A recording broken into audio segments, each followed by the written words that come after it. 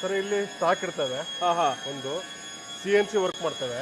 ಇದು CNC machine ಹೌದೌದು. So ವೀಕ್ಷಕರೇ ನೋಡಬಹುದು ಡಿಸೈನಿಂಗ್ ಎಲ್ಲ ಮಾಡ್ತೇವೆ ಇದರಲ್ಲಿ. ಹೌದು. ಸೊ ಲೋಡ್ ಮಾಡಿದ್ರೆ ಇದರಲ್ಲಿ CNC ಕಟಿಂಗ್ ಆಗುತ್ತೆ. ಅದೆಲ್ಲ ಇದರಲ್ಲೇ ಮಾಡ್ತೇವೆ. ಓಕೆ.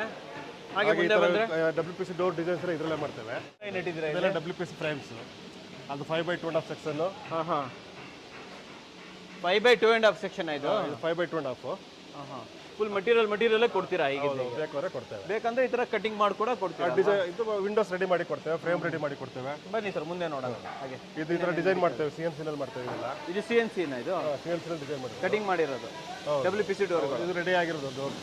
ಇದು ಯಾವ ಡೋರ್? ಇದು ವುಡನ್ ಡೋರ್. ಇದು ಲ್ಯಾಮಿನೇಟೆಡ್ ಫ್ಲಶ್ ಡೋರ್. ಪ್ಯಾನಲ್ಸ್ ಇದೆ.